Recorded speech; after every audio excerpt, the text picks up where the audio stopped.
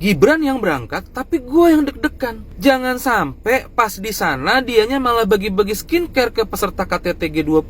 Oh, sama satu lagi. Semoga aja ada satu momen di mana itu orang ngomong pakai bahasa Inggris. Secara dia kan katanya lulusan luar negeri. Masa nggak bisa pakai bahasa Inggris? Good afternoon, everyone. Warm greetings from President Prabowo to all of you, and also deep appreciation to the government of South Africa. Makin panas kalian, panas dong, masa nggak panas? Kalau Pak Jokowi sama Mas Gibran semakin kalian hina, semakin naik derajatnya. Aduh. Coba tunjukin ya, Abah Curut dan Mak Curut. Ada nggak dia berpidato di forum internasional pakai bahasa Inggris? Ada nggak, Drun?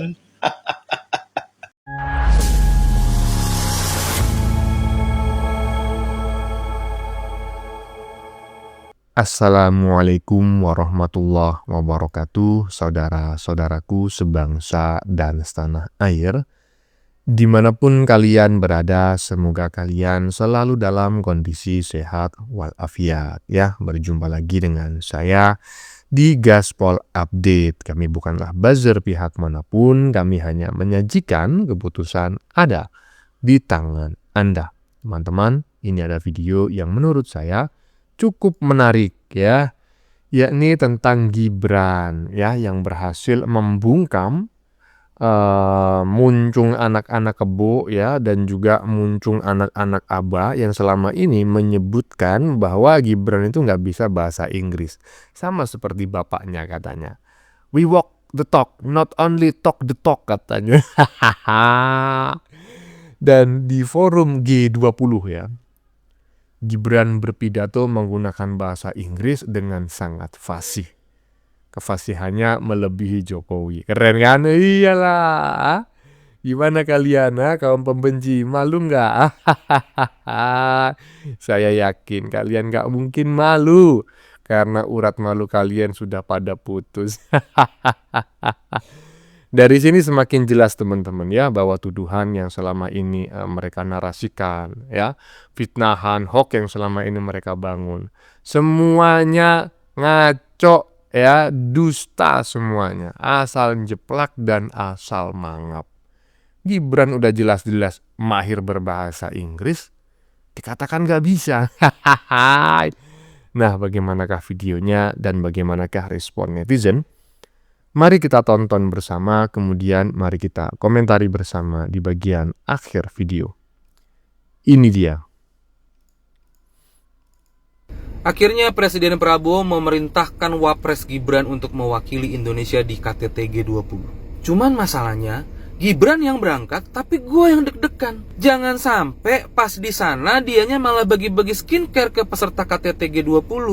Semoga aja itu orang gak bikin malu nama Indonesia. Tapi buat jaga-jaga, kita juga harus siap-siap kalau ternyata itu orang bikin malu nama Indonesia. Oh, sama satu lagi. Semoga aja ada satu momen di mana itu orang ngomong pakai bahasa Inggris. Secara dia kan katanya lulusan luar negeri. Masa nggak bisa pakai bahasa Inggris? Udah, begitu aja. Hehehe. Ingin tahu ya? Penasaran ya? Penasaran Gibran pakai bahasa Inggris? Beneran penasaran? Ingin tahu banget atau ingin tahu aja? Pede kali kau ini ya, seolah-olah lebih tahu tentang Gibran gitu loh daripada Ternak Mulyono. Gibran gak bisa bahasa Inggris ya. Gibran diminta untuk mewakili Prabowo ke forum G20 dan berharap di G20 itu ada sesi yang menggunakan bahasa Inggris ya. Dan berharap Gibran gak bisa bahasa Inggris. Ingin tahu ya? Ini coba tengok bareng-bareng ya. Tengok nih. Good afternoon, everyone. Warm greetings from President Prabowo to all of you, and also deep appreciation to the government of South Africa for the warm hospitality and excellent arrangement.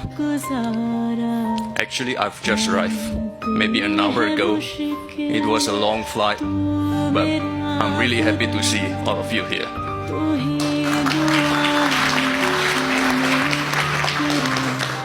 And I think this is a huge step to strengthen our relationship and our commitment to expand collaboration with Africa remains very strong.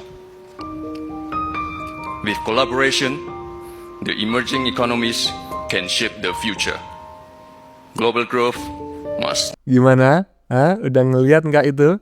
Si buzzer kebo tadi yang di bagian depan, yang yang rambutnya aja yang panjang gitu kan, tapi pola pikirnya pendek. Aduh, tuh Gibran tuh bukan hanya bisa bahasa Inggris tapi mahir. Hah?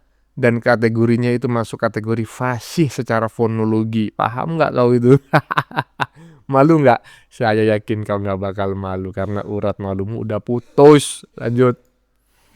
Yang kemarin koar-koar bilang Pak Jokowi, Pak Gibran nggak bisa bahasa Inggris.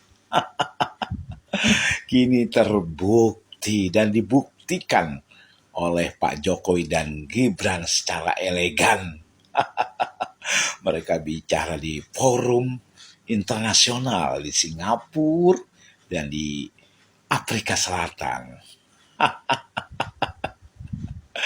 Coba tunjukin ya, Abah Curut dan Mak Curut. Ada nggak dia berpidato di forum internasional pakai bahasa Inggris? Ada nggak, Drone? Sekarang curut-curut itu diam. Curut-curut itu pada kelepek-kelepek. Rasain loh, curut. Nah, itu ya. Menurut saya itu begini. Kalau kita mencaci maki orang gitu ya, menghina, menyudutkan atau merendahkan orang, minimal itu kita harus memiliki dasar atau memiliki pembanding ya yang lebih hebat gitu loh. Dalam hal ini ya karena Jokowi, Gibran itu adalah presiden dan wakil presiden. Ya maka tunjukkan dulu presiden-presiden sebelumnya bahasa Inggrisnya bagaimana. Itu si BY gimana bahasa Inggrisnya. Kemudian si Mamak Ketum itu gimana bahasa Inggrisnya. Bisa bahasa Inggris nggak? Aduh, jangan-jangan nggak bisa. Lanjut. From President Prabowo to all of you. And Mana nih kelompok teroris Rismon Sanepar, Roy Suryo, Tipo, inilah bapak sama anak yang selalu ingin kalian tumbang, yang selalu kalian hina setiap hari 24 jam. Kalian selalu kalian hujat. Aduh, semakin kalian jatuhkan bapak sama anak Pak Jokowi sama Mas Gibran, kalian tengok semakin menaikkan derajatnya. Tuh, lihat Mas Gibran, pidato aja dia tidak mau menyanjung diri sendiri. Namun dia selalu menyebut nama Pak Prabowo, ya. Dia hadir di KTT G20 di Afrika. Pak Jokowi hadir di Blue Med di Singapura, masalah ekonomi, ya kan. Aduh, semakin keren. Pak Jokowi dengan Mas Gibran. Di negaranya sendiri dia selalu dihina, dihujat, dan dicaci maki segala macam untuk menjatuhkan. Apalagi kelompok Suryo masih Rismon Sanepar. Wah, gak karuan. Untuk caranya mereka melengsarkan Mas Gibran. Aduh, mewek kalian kan melihat bapak sama anak kayak gini. Sekali yang bersamaan, pidatonya bersamaan mereka berkunjung ke luar negeri, ya kan. Aduh, makin panas kalian. Panas dong, masa gak panas? Kalau Pak Jokowi sama Mas Gibran semakin kalian hina, semakin naik derajatnya. Aduh, mana nih para pembenci keluarga Pak Jokowi? Aku yakin kalian pada menangis dan termehek. Semakin sakit hati kalian melihat mereka hadir pidato, ya. Nah, tidak berhasil kan untuk menjatuhkan keluarga Pak Jokowi. Aduh, kasihan kali kelompok teroris itu, ya kan. Rismon Sanepar sudah kayak Amsyah Toto, udah gak berkutik lagi dia, udah gak kelihatan lagi taringnya untuk berkoar-koar. Balik kelompok Abah Anies, mewek terus kalian itu, selalu menyinggung pemerintah. Lihat, aduh, jangan nangis ya, jangan sedih. untuk para pembenci keluarga Pak Jokowi. Jangan nangis ya, jangan sedih. Tuh, Iya, saya khawatir ya mereka itu nangis dan bersedih setelah tahu bahwa Gibran dan Jokowi ini mahir sekali berbahasa Inggris gitu. Ah, Bapak anak sama-sama go internasional. Bapaknya ke Singapura ya menjadi pembicara di forum Bloomberg New Economy ya kan. Anaknya di pidato di G20 mewakili Indonesia di Afrika ya. Sementara para pembenci sampai saat ini masih berpidato di forum-forum yang belum berguna. Jokowi pidato di Bloomberg New Economy. Para pembencinya pidato di forum belum berguna. Lanjut. Gibran Raka Buming Raka, wapres kegantengan kita menyampaikan, nih sini nih bagi lo yang masih sanksi dengan kemampuan berbahasa Inggris, Mas Gibran, sini. Lu tonton baik-baik. Satu hal yang selalu gue perhatiin, Mas Gibran itu selalu menyampaikan salam hangat dari presiden kami Pak Prabowo. Perhatiin nih dalam bahasa Inggris. Good afternoon, everyone. Warm greetings from President Prabowo to all of you. And also deep appreciation to the government of South Africa for the warm hospitality and excellent arrangement. Actually, I've just arrived maybe an hour ago. It was a long flight, but I'm really happy to see all of you here.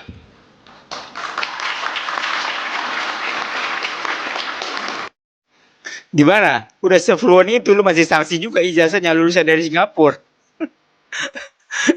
Udah dong, harusnya lu udah paham dong.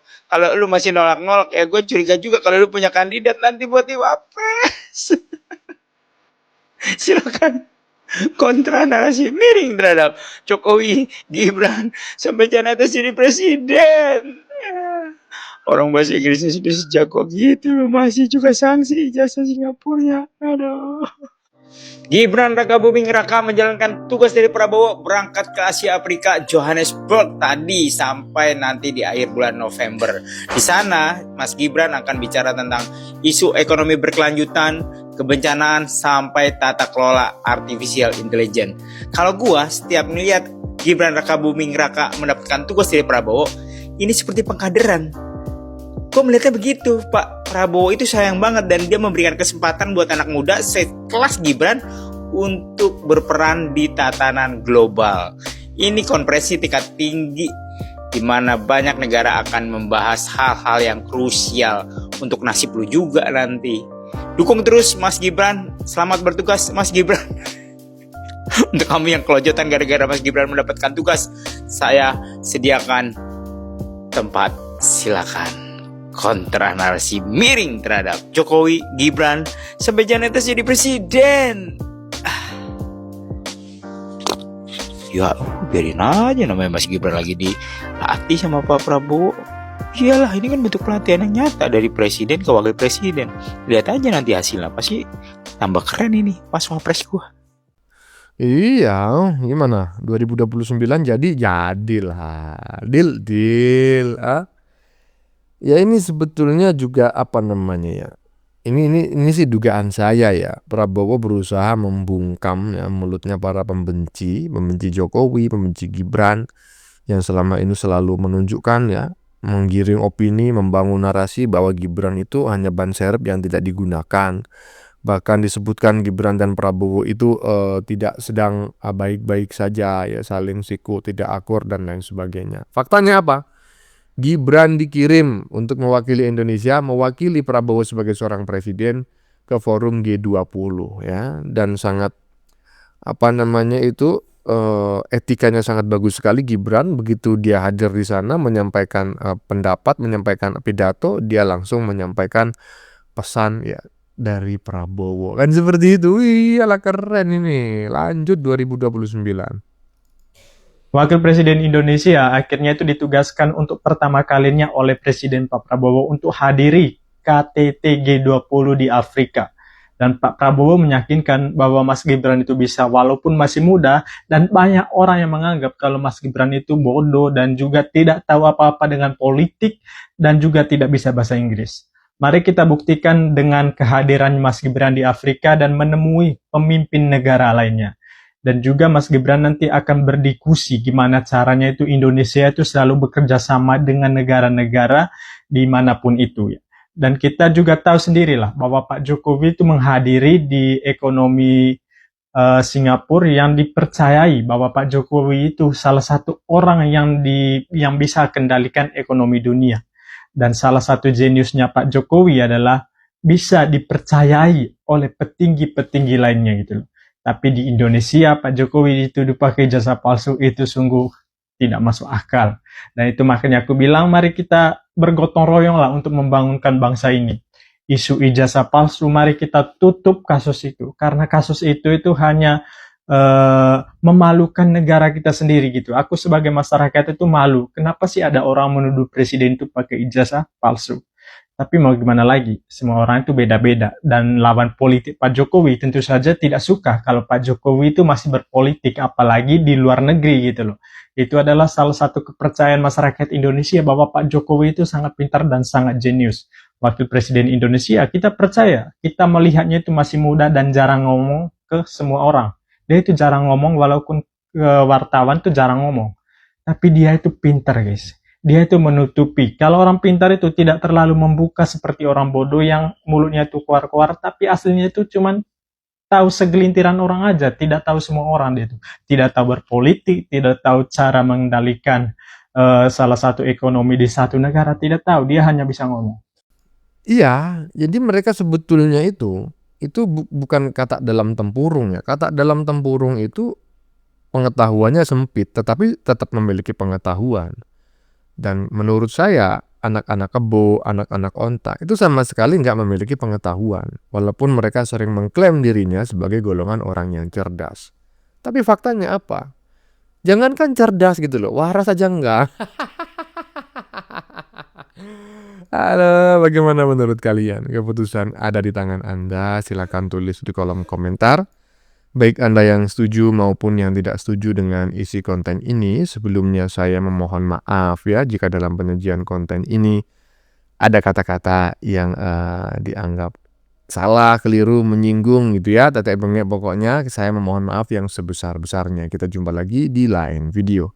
Salam NKRI.